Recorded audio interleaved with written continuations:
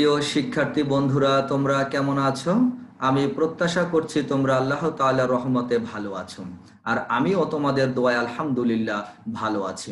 COVID-19 তথা corona ভাইরাসের প্রাদুর্ভাবে শুধু বাংলাদেশ নয়, পুরো বিশ্ব জুড়ে শিক্ষার্থীদের লেখাপড়া যেন কোণঠাসা হয়ে পড়েছে। এমত অবস্থায় শরীয়তপুরের Majid Zarina foundation school and college তোমাদের জন্য আয়োজন করে আসছে অনলাইন ভার্চুয়াল ক্লাস।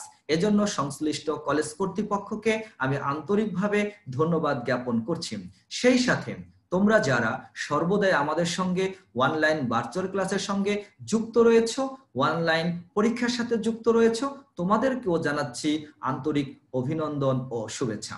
তো শিক্ষার্থী বন্ধুরা, তোমরা ইতোমধ্যে অবগত আছো যে আগামী অক্টোবরের 15 তারিখ থেকে প্রতিটি বিষয়ের উপর 100 নম্বরের এমসিকিউ পরীক্ষা অনুষ্ঠিত হবে। আর সেজন্য আজকে মূলত আমি এমসিকিউ প্র্যাকটিস নিয়ে তোমাদের মাঝে এসে হাজির হয়েছি। তো শিক্ষার্থী বন্ধুরা, ইতোমধ্যে তোমরা স্ক্রিনে দেখতে পাচ্ছ আমার আজকের বিষয় রসায়ন, শ্রেণী 10ম, অধ্যায় 7ম, রাসায়নিক বিক্রিয়া। আজকে মূলত আমরা এমসিকিউ প্র্যাকটিস করব। আজকের আমার লেকচার নাম্বার 3। এর আগে আমি আরো দুটি লেকচার নিয়েছি। লেকচার 1 ছিল 5ম অধ্যায় রাসায়নিক বন্ধনের উপর, লেকচার নাম্বার 2 ছিল 6ষ্ঠ অধ্যায় মোলের ধারণা ও রাসায়নিক গণনা অধ্যায়ের উপর, এবং আজকের লেকচার নাম্বার 3 অধ্যায় 7ম রাসায়নিক বিক্রিয়ার উপর। তো শিক্ষার্থী বন্ধুরা, আর কথা নয়, এখন আমরা সরাসরি চলে যাব আজকের মূল এমসিকিউ প্র্যাকটিস সেশনে। চলো আমরা আমাদের প্র্যাকটিস সেশনে যাওয়া যাক। শিক্ষার্থী বন্ধুরা, ইতোমধ্যে তোমরা স্ক্রিনে দেখতে পাচ্ছ আমাদের রাসায়নিক বিক্রিয়ার এমসিকিউ প্র্যাকটিসের জন্য আমি অনেকগুলো এমসিকিউ কন্টেন্টে দিয়েছি। এই এমসিকিউ গুলো যদি তোমরা ভালোভাবে বুঝে শুনে প্র্যাকটিস করতে পারো, আমি আশা করছি যে কোনো ধরনের এমসিকিউ এই অধ্যায় থেকে আসলে তোমরা পারবে। তো প্রথমেই 1 নম্বর সমাধান করব। পটাশিয়াম সালফাইডে সালফারের জারণ সংখ্যা কত? আমরা জানি পটাশিয়াম সালফাইডের সংকেত হচ্ছে K2S, অর্থাৎ K2S। এখানে পটাশিয়াম হচ্ছে পর্যায় সারণীর 1 নং গ্রুপের মৌল, যার জারণ মান +1। তাহলে +1 গুণন 2 যোগ সালফারটা x ধরবে ইজ ইকুয়াল টু 0। পক্ষান্তর করলে x এর মান পাবে -2। অতএব 1 এর সঠিক উত্তর হচ্ছে ক। Number 2, potassium superoxide K2O2 যৌগে K2O2 পটাশিয়াম পার অক্সাইড যৌগে অক্সিজেনের জারণ সংখ্যা কত? আমরা জানি পার অক্সাইড যৌগে অক্সিজেনের জারণ সংখ্যা -1 হয়। যেহেতু এটি একটি পটাশিয়াম পার অক্সাইড, কাজেই এক্ষেত্রে অক্সিজেনের জারণ সংখ্যা হবে -1। তাহলে সঠিক উত্তর হবে 2 এর গ। এবার আসি 3 নম্বরে, ওলিয়ামের সালফারের জারণ সংখ্যা কত? ওলিয়ামের সঠিক সংকেত হচ্ছে H2S2O7। এটাকে ওলিয়াম বলে, এটাকে ধূমায়মান সালফিউরিক অ্যাসিড বলে, এটিকে পাইরো সালফিউরিক অ্যাসিডও বলা হয়ে থাকে। তো শিক্ষার্থী বন্ধুরা, তাহলে এখানে তোমরা সালফারের জারণ মান x ধরবে, হাইড্রোজেনের জারণ মান +1, আর অক্সিজেন হলো -2। অক্সিজেন আছে 7টা, এজন্য -2 গুণন 7 লিখবে। হাইড্রোজেন আছে 2টা, এজন্য +1 গুণন 2 লিখবে।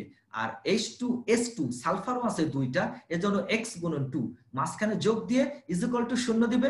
পক্ষান্তর করলে x এর মান তোমরা পেয়ে যাবে 6। কাজেই সঠিক উত্তর হবে 3 এর গ। এবার আসি 4 নম্বর, কপার সালফেটে সালফারের জারণ সংখ্যা কত? আমরা জানি কপার সালফেটের সংকেত হচ্ছে CuSO4। এখানে সালফারের জারণ মানটা তোমরা x ধরবে, অক্সিজেনের -2, কপারের +1। তোমরা বীজগণিতের নিয়মে ক্যালকুলেশন করলে x এর মান পেয়ে যাবে +6। তো শিক্ষার্থী বন্ধুরা, তোমাদের জ্ঞাতার্থে একটু বলে রাখি, জারণ মানের সময় অবশ্যই প্লাস থাকলে প্লাস উল্লেখ করবে, মাইনাস থাকলে মাইনাস উল্লেখ করবে। আশা করি তোমরা বুঝতে পেরেছো। এবারে আমরা চলে যাই পানিতে অদ্রবণীয় কোনটি? 5 নম্বর, সোডিয়াম নাইট্রেট একটি লবণ যা পানিতে দ্রবণীয়, পটাশিয়াম কার্বনেট একটি লবণ যা পানিতে ভালোভাবে দ্রবণীয়, ক্যালসিয়াম হাইড্রোক্সাইড এটিকে বলা হয় চুনের পানি, এটি পানিতে দ্রবীভূত অবস্থায় থাকে। লেড সালফেট, যদিও লেড সালফেট একটি লবণ, বাট এটি পানিতে অদ্রবণীয়। কারণ হচ্ছে লেড হচ্ছে একটা হেভি মেটাল, যার পারমাণবিক সংখ্যা অনেক বড়, আর লেডের ক্ষেত্রে আয়নিক বৈশিষ্ট্যের চাইতে সমযোজী বৈশিষ্ট্য বেশি প্রায়োরিটি পায়, যার কারণে লেড সালফেট পোলার দ্রাবক পানিতে অদ্রবণীয় হয়ে থাকে। নাম্বার 6, হেবার প্রণালীতে অ্যামোনিয়া উৎপাদনে অত্যানুকূল তাপমাত্রা ও চাপ কত? এটা মেমোরাইজ টাইপের, তোমরা মেমোরাইজ করে ফেলবে। আমরা সৃজনশীল প্রশ্নের সময় শিখেছিলাম যে অ্যামোনিয়ার শিল্প উৎপাদনকালে হেবার পদ্ধতিতে অত্যানুকূল তাপমাত্রা হিসেবে ব্যবহার করা হয় 450 থেকে 550 ডিগ্রি সেলসিয়াস এবং অত্যানুকূল চাপ হিসেবে ব্যবহার করা হয় 200 থেকে 250 অ্যাটমসফিয়ার। এক্ষেত্রে প্রভাবক থাকে আয়রন চূর্ণ এবং প্রভাবক সহায়ক হিসেবে থাকে ভ্যানেডিয়াম পেন্টক্সাইড। তো শিক্ষার্থী বন্ধুরা, তাহলে এক্ষেত্রে সঠিক উত্তর হবে 6 এর গ। এবার আসি 7 নাম্বার, কোন অক্সাইডে অক্সিজেনের জারণ সংখ্যা -0.5? তো শিক্ষার্থীরা, আমরা জানি সুপার অক্সাইডে অক্সিজেনের জারণ সংখ্যা -1/2 হয়, আর -1/2 মানে -0.5। এখন আমরা খুঁজবো 4টা অপশনের মধ্যে সুপার অক্সাইড আছে কোথায়। গ নম্বরে আছে super oxide, rubidium super oxide অর্থাৎ RbO2। কাজেই সঠিক উত্তর হবে 7 এর গ। এবার আসি 8 নম্বরে, এটার উচ্চারণ হচ্ছে অ্যামোনিয়াম থায়োসায়ানেট। অ্যামোনিয়াম থায়োসায়ানেটে উত্তপ্ত করলে কি উৎপন্ন হয়? আমরা জানি অ্যামোনিয়াম সায়ানেট অর্থাৎ NH4CnO, এটাকে উত্তপ্ত করলে ইউরিয়া সার উৎপন্ন হয় অর্থাৎ NH2CONH2। কিন্তু এখানে আমার অ্যামোনিয়াম সায়ানেট দেওয়া নাই, এখানে আমার দেওয়া আছে অ্যামোনিয়াম থায়োসায়ানেট অর্থাৎ NH4CnS। তাহলে এটাকে উত্তপ্ত করলে আমরা পাবো NH2CsNH2। তাহলে সঠিক উত্তর হবে 8 এর গ। এবার আসি 9 নাম্বার, কপার সালফেট যৌগে সালফারের জারণ সংখ্যা কত? তো কপারের সালফেটের সালফারের জারণ সংখ্যা কত? অক্সিজেন -2 কপার +1, আর সালফার X ধরবে। ক্যালকুলেশন করলে সঠিক উত্তর আসবে X এর মান +6, অর্থাৎ সালফারের জারণ সংখ্যা +6। এবারে আসি 10 number, magnesium plus zinc 2+, that means magnesium 2+ plus zinc উপরের বিক্রিয়ায় কোনটি বিজারক? কোনটি বিজারক? তাহলে আমরা জানি যারা ইলেকট্রন ত্যাগ করে তারা হচ্ছে বিজারক। আমরা রাসায়নিক বিক্রিয়াটি হতে দেখতে পাচ্ছি যে ম্যাগনেসিয়ামের জারণ মান 0 থেকে +2 হয়েছে, অর্থাৎ ম্যাগনেসিয়াম ইলেকট্রন ত্যাগ করেছে। কাজেই এক্ষেত্রে ম্যাগনেসিয়াম হবে বিজারক। তাহলে সঠিক উত্তর হবে 10 এর ক। শিক্ষার্থী বন্ধুরা, আমরা 9 নম্বরে একটু ফিরে যেতে চাই। আমরা দেখতে পাচ্ছি কপার সালফেট যৌগে সালফারের জারণ সংখ্যা কত? তো শিক্ষার্থী বন্ধুরা, আমরা জানি কপারের জারণ মান 2টা, +1 +2, আর সালফেটের জারণ সংখ্যা হচ্ছে যোজনী হচ্ছে 2। কপারের যোজনী হচ্ছে 1 আর হলো 2, আর সালফেটের যোজনী হচ্ছে 2। তাহলে যেহেতু এখানে 2 2 বিনিময় হয়েছে, তাহলে এ থেকে প্রতীয়মান হয় যে এক্ষেত্রে কপারের যোজনী 2 ব্যবহৃত হয়েছে। তাহলে এক্ষেত্রে অক্সিজেনের জারণ মান ধরবে -2 আর কপারের জারণ মান ধরবে +2, আর সালফার কত? X। তাহলে পক্ষান্তর করলে X এর মান পাবে +6। তাহলে সঠিক উত্তর হবে 9 এর ক। আর 10 নম্বরে যেহেতু ম্যাগনেসিয়াম ধাতু ইলেকট্রন ত্যাগ করে ম্যাগনেসিয়াম 2+ আয়নে পরিণত হয়েছে, কাজে এক্ষেত্রে বিজারক হবে ম্যাগনেসিয়াম। সঠিক উত্তর হবে 10 এর ক, ম্যাগনেসিয়াম। 11 নম্বর, কোন বিক্রিয়াটিতে জারণ বিজারণ ঘটে না? এখানে আমরা প্রথমেই দেখব কোনটিতে জারণ বিজারণ ঘটে না। তো শিক্ষার্থী বন্ধুরা, আমরা বিক্রিয়া যখন পড়েছি তখন শিখেছিলাম যে প্রশমন বিক্রিয়া আর অধঃক্ষেপণ বিক্রিয়া হচ্ছে নন রিডক্স বিক্রিয়া, অর্থাৎ এক্ষেত্রে কোনো জারণ বিজারণ ঘটে না। তাহলে আমরা প্রশমন বিক্রিয়াটা খুঁজে বের করি আর অধঃক্ষেপণ বিক্রিয়াটা খুঁজে বের করি, দেখি কোন বিক্রিয়াটা আছে। এখানে আমরা দেখতে পাচ্ছি অধঃক্ষেপণ বিক্রিয়া আছে, কারণ উৎপাদে বেরিয়াম সালফেটের ভিতরে ব্রেকেটে লেখা আছে সালফার মানে সলিড, এস লেখা আছে, মানে সলিড লেখা আছে, মানে বোঝা গেল বেরিয়াম সালফেটের অধঃক্ষেপ করেছেন। যেহেতু খ নম্বর বিক্রিয়াটি একটি অধঃক্ষেপণ বিক্রিয়া, কাজেই আমরা বলতে পারি এই খ নম্বর বিক্রিয়ার ক্ষেত্রে কোনো জারণ বিজারণ ঘটে না। তোমরা এইভাবে ওটা বের করতে পারো, অথবা তোমরা উভয় পক্ষে জারণ মানগুলো বের করে দেখতে পারো যে কোন ক্ষেত্রে জারণ মান চেঞ্জ হয় নাই। সেখানে অবশ্যই তোমরা দেখতে পাবে 11 খ বিক্রিয়াটিতে জারণ মানের কোনো পরিবর্তন হয় নাই। দেখো এখানে সোডিয়াম সালফেটের সোডিয়ামের জারণ মান +1, উৎপাদেও সোডিয়ামের জারণ মান +1, সালফেটের জারণ মান -2, উৎপাদেও সালফেটের জারণ মান -2, বেরিয়ামের জারণ মান +2, উৎপাদেও বেরিয়ামের জারণ মান +2, ক্লোরিনের জারণ মান -1, উৎপাদেও -1, অর্থাৎ এক্ষেত্রে কোনো প্রকার জারণ মানের কোনো পরিবর্তন হয়নি। কাজেই এটি একটি নন রিডক্স বিক্রিয়া, অর্থাৎ এক্ষেত্রে জারণ বিজারণ ঘটে না। তাহলে 11 সঠিক উত্তর হবে খ। এবারে আমরা চলে যাই 12 নাম্বার, নিচের কোন যৌগে একটি মৌলের জারণ সংখ্যা শূন্য হবে? যেমন পটাশিয়াম পারম্যাঙ্গানেটের জারণ মান কোনোটার ক্ষেত্রে শূন্য নাই, ফেরাস সালফেটে কোনোটার ক্ষেত্রে শূন্য নাই, সোডিয়াম কার্বনেটে কোনোটার ক্ষেত্রে শূন্য নাই। আমরা যদি H2CCl2 এই যৌগটার কথা বিবেচনা করি এবং কার্বনের জারণ মান যদি আমরা x ধরি, হাইড্রোজেনের জারণ মান +1 গুণন 2 যোগ x যোগ ক্লোরিন যদি -1 ধরি গুণন 2 = 0, তাহলে আমরা x এর মান 0 পাবো।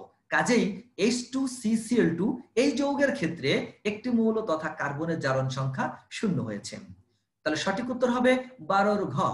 13 নম্বর, কোনটি পানি যোজন বিক্রিয়া? শিক্ষার্থীরা, তোমাদেরকে শিখিয়েছিলাম পানি যোজন বিক্রিয়া হয় আয়নিক যৌগের সাথে পানির অণুটা যুক্ত অবস্থায় থাকে, অর্থাৎ ইনটু আকারে থাকে, যুক্ত অবস্থায় থাকে। আমরা দেখতে পাচ্ছি 13 ঘ নম্বর বিক্রিয়ার ক্ষেত্রে পানিটা যোজন আকারে অর্থাৎ ইনটু আকারে রয়েছে, কাজে এটি একটি পানি যোজন বিক্রিয়া। সঠিক উত্তর হবে 13 গ। 14 number, zinc oxide plus carbon, that mean zinc plus carbon monoxide বিক্রিয়ায় কোনটি জারক পদার্থ? কোনটি জারক পদার্থ? আমরা জানি যিনি ইলেকট্রন গ্রহণ করে, যে ইলেকট্রন গ্রহণ করে সে হলো জারক পদার্থ, যে ইলেকট্রন ত্যাগ করে সে হলো বিজারক পদার্থ। এখানে জিঙ্কের জারণ মান +2 আর এখানে উৎপাদে জিঙ্কের জারণ মান 0, অর্থাৎ জিঙ্ক অক্সাইডে জিঙ্ক দুটি ইলেকট্রন গ্রহণ করে নিরপেক্ষ জিঙ্ক পরমাণুতে অর্থাৎ জিঙ্ক ধাতুতে পরিণত হয়েছে, অর্থাৎ জিঙ্ক অক্সাইড ইলেকট্রন গ্রহণ করায় এটি একটি জারক পদার্থ। জিঙ্ক অক্সাইড একটি জারক পদার্থ, কাজেই সঠিক উত্তর হবে 14 ঘ। এরপরে আসি 15 নম্বর, OF2 তে অক্সিজেনের জারণ সংখ্যা কত? ফ্লোরিনের জারণ সংখ্যা -1, ক্যালকুলেশন করলে জারণ সংখ্যা পাবে +2, কাজে সঠিক উত্তর হবে 15 ঘ। 16 নম্বর, নিচের কোনটি জারক ও বিজারক রূপে ক্রিয়া করে? এখানে স্টেনাস আয়ন অর্থাৎ Sn2+, এটা টিন, আর টিনের দুইটা জারণ মান সম্ভব, +2 +4, তাহলে +2 থেকে +4 হতে পারবে দুইটা ইলেকট্রন ত্যাগ করে, কাজে এক্ষেত্রে এটি বিজারক হিসেবে ক্রিয়া করবে। আবার Sn2+, এটি দুটি ইলেকট্রন গ্রহণ করে নিরপেক্ষ Sn মানে স্টেনাস ধাতুতে পরিণত হতে পারবে, কাজেই এক্ষেত্রে এটি জারক হিসেবে ক্রিয়া করতে পারে। কাজেই আমরা বলতে পারি Sn2+ এট এ টাইম জারক ও বিজারক হিসেবে ক্রিয়া করতে পারে। সঠিক উত্তর হবে 16 গ। 17 নম্বর, কোনটি জারক পদার্থ? আমরা জানি ফ্লোরিন, ক্লোরিন, ব্রোমিন, আয়োডিন এরা সবাই জারক পদার্থ। তীব্র তড়িৎ ঋণাত্মক মৌল হ্যালোজেন গ্রুপ সবাই জারক পদার্থ। সঠিক উত্তর হবে 17 গ, ব্রোমিন। এরপর আসি 18 নম্বর, নিচের কোনটি বিজারক? এখানে জিঙ্ক 2+, এখানে জিঙ্ক 2+ থেকে জিঙ্ক 2+ এর উপরে কোনো আয়ন গঠন সম্ভব না, ক্যালসিয়াম 2+ এর উপরে কোনো আয়ন গঠন সম্ভব না, আয়রন 2 থেকে আয়রন 2+ থেকে আয়রন 3+ গঠন সম্ভব, কাজেই এক্ষেত্রে আয়রন 2+ ইলেকট্রন একটি ত্যাগ করে আয়রন 3+ আয়নে পরিণত হতে পারে, কাজেই সঠিক উত্তর হবে 18 গ। কারণ আমরা জানি যারা ইলেকট্রন ত্যাগ করতে সক্ষম তাদেরকে বিজারক বলে। 19 নম্বর, অ্যালুমিনিয়াম ক্লোরাইড প্লাস পানি, that means aluminium hydroxide plus hydrochloric acid বিক্রিয়াটিতে কোন ধরনের রাসায়নিক বিক্রিয়া ঘটে? আমরা জানি পানি থাকলে পানি যোজন বিক্রিয়া হয়, এ কথাটি ঠিক নয়, অর্থাৎ পানির দুইটা অংশ অ্যালুমিনিয়াম ক্লোরাইড তথা আয়নিক যৌগের দুই বিপরীত অংশের সাথে যদি যুক্ত হয়ে যৌগ গঠন করে নতুন যৌগ, তাহলে সেই বিক্রিয়াটিকে আমরা আদ্র বিশ্লেষণ বিক্রিয়া অথবা দ্বিবিয়োজন বিক্রিয়া বলতে পারি, অর্থাৎ আদ্র বিশ্লেষণ বিক্রিয়া বলতে পারি। আদ্র বিশ্লেষণ বিক্রিয়া আরেক নাম হচ্ছে পানি বিশ্লেষণ বা হাইড্রোলাইসিস বিক্রিয়া। যেহেতু এখানে আদ্র বিশ্লেষণটা নাই, তাহলে আমরা বিয়োজন বিক্রিয়ার তো প্রশ্নই আসে না, সংশ্লেষণ বিক্রিয়ারও প্রশ্ন আসে না, সংযোজন বিক্রিয়া তো হবেই না, দ্বিবিয়োজন বিক্রিয়া হবে। কারণ এখানে অ্যালুমিনিয়াম 3+ আয়ন পানির OH- আয়নের সাথে আর হাইড্রোজেন প্লাস ক্লোরিন মাইনাস আয়নের সাথে যুক্ত হয়, অর্থাৎ এখানে দ্বিবিয়োজন হয়েছে, অর্থাৎ দুইটা বিয়োজন হয়েছে, কাজেই আমরা সঠিক উত্তর পাবো 19 ক, দ্বিবিয়োজন বিক্রিয়া। আর দ্বিবিয়োজন বিক্রিয়া যদি না থাকতো তাহলে আমরা আদ্র বিশ্লেষণ বিক্রিয়া দিতাম। এবার আসি 20 নম্বর, কোন দুটি যৌগে হাইড্রোজেনের জারণ মান যথাক্রমে +1 ও -1? আমরা জানি সকল যৌগে হাইড্রোজেনের জারণ মান +1, শুধুমাত্র ধাতব হাইড্রাইড যৌগে হাইড্রোজেনের জারণ মান -1। তাহলে আমরা ধাতব হাইড্রাইড খুঁজি, কোথায় আছে? খ নম্বরে আছে সোডিয়াম হাইড্রাইড, ধাতব হাইড্রাইড। আর অ্যামোনিয়াতে তো অ্যাজ ইউজুয়াল হাইড্রোজেনের জারণ মান +1, কিন্তু সোডিয়াম হাইড্রাইডে হাইড্রোজেনের জারণ মান -1, কারণ এক্ষেত্রে হাইড্রোজেনটি ধাতুর সাথে যুক্ত অবস্থায় রয়েছে। কাজেই সঠিক উত্তর হবে 20 এর খ। 21 নম্বর, সুপার অক্সাইড যৌগ অক্সিজেনের জারণ সংখ্যা কত? -12। এটা তো তোমরা জানোই। 22 নম্বর, নিচের কোন যৌগে ফসফরাসের জারণ সংখ্যা ঋণাত্মক? তোমরা জারণ মান বের করবা ফসফরাসের, তাহলে তোমরা দেখতে পাবে ফসফিন যৌগে ফসফরাসের জারণ সংখ্যা -3 পাবে। সঠিক উত্তর 22 এর গ। 23 নম্বর, নিচের কোনটির জারণ সম্ভব? নিচের কোনটির জারণ সম্ভব? অবশ্যই খ নাম্বার, কারণ আয়রন 2+ থেকে আয়রন 3+ গঠন সম্ভব। কাজেই 23 এর খ সঠিক উত্তর। 24 নম্বর, C2H6O, এটি হচ্ছে একটা যৌগ, এর দুটা সমাণু সম্ভব আমরা জানি। একটি হচ্ছে ইথানল অর্থাৎ অ্যালকোহল, আর একটা হচ্ছে ইথার। যেহেতু এখানে অ্যালকোহল দেওয়া আছে, কাজেই বলা যায় এর একটি সমাণু হচ্ছে অ্যালকোহল। 24 এর গ। 25 নম্বর, লিথিয়াম অ্যালুমিনিয়াম হাইড্রাইড, এটাকে বলা হয় একটি শক্তিশালী বিজারক। এই শক্তিশালী বিজারক লিথিয়াম অ্যালুমিনিয়াম হাইড্রাইড যৌগে হাইড্রোজেনের জারণ সংখ্যা আমরা যদি বের করি তাহলে কত পাবো? -1 পাবো। তাহলে সঠিক উত্তর হচ্ছে 25 এর গ। মৌমাছি পোকার বিষ কি ধরনের পদার্থ? অম্লীয় পদার্থ। মৌমাছি পোকার বিষ অম্লীয় পদার্থ। এরপরে আসি barium hydroxide plus sulphuric acid, that means barium sulphate plus পানি। এটি একটি অধঃক্ষেপণ বিক্রিয়া, সঠিক কথা। এটি একটি তাপোৎপাদী বিক্রিয়া, এটাও সঠিক সঠিক কথা। এটি একটি প্রশমন বিক্রিয়া, এটাও একটা সঠিক কথা, কারণ সালফিউরিক অ্যাসিড একটা অ্যাসিড আর বেরিয়াম হাইড্রোক্সাইড এটি একটি ক্ষার। তাহলে অ্যাসিড আর ক্ষার বিক্রিয়া করে লবণ পানি উৎপন্ন করেছে, কাজে এটি একটি প্রশমন বিক্রিয়া। আবার এটি একটি অধঃক্ষেপণ বিক্রিয়া, যেহেতু বেরিয়াম সালফেটের অধঃক্ষেপ পড়ে। আবার এটি একটি তাপোৎপাদী বিক্রিয়া, কারণ আমরা জানি সকল প্রশমন বিক্রিয়া তাপোৎপাদী বিক্রিয়া, অর্থাৎ প্রশমন বিক্রিয়ায় অলওয়েজ তাপ উৎপন্ন হয়। কাজে সঠিক উত্তর হবে তিনটাই, 1, 2 ও 3। 27 এর ঘ। 28 নম্বর, কোন বিক্রিয়ার গতিবেগ বৃদ্ধি পাওয়ার কারণ কি? কোন বিক্রিয়ার গতিবেগ বৃদ্ধি পায়? তাপমাত্রা বৃদ্ধি পাইলে, সঠিক কথা। বিক্রিয়কের ঘনমাত্রা বৃদ্ধি পাইলে, এটাও সঠিক কথা। বিক্রিয়কের পৃষ্ঠতলের ক্ষেত্রফল বৃদ্ধি পেলে কাইনেটিক এনার্জি বৃদ্ধি পায়। অণুসমূহের মধ্যে সংঘর্ষের সংখ্যা বৃদ্ধি পায়, এটাও সঠিক কথা। তাহলে সঠিক উত্তর হবে 28 এর ঘ, 1, 2 ও 3। 29 নম্বর, সালফিউরিক অ্যাসিড ও ক্যালসিয়াম অক্সাইড বিক্রিয়া করে তাপ উৎপন্ন হয়। হ্যাঁ, অ্যাসিড আর ক্ষার বিক্রিয়া করে প্রশমন বিক্রিয়া লবণ পানি উৎপন্ন করে, এক্ষেত্রে তাপ উৎপন্ন হয়, সঠিক কথা। ইলেকট্রন স্থানান্তর ঘটে, এটা ঠিক না, কারণ প্রশমন বিক্রিয়া একটি নন রিডক্স বিক্রিয়া, এক্ষেত্রে ইলেকট্রনের স্থানান্তর হয় না। অধঃক্ষেপ পড়ে, হ্যাঁ, ক্যালসিয়াম সালফেট প্লাস পানি উৎপন্ন হয়, ক্যালসিয়াম সালফেটের অধঃক্ষেপ পড়ে, কাজেই এটি একটি অধঃক্ষেপ বিক্রিয়া।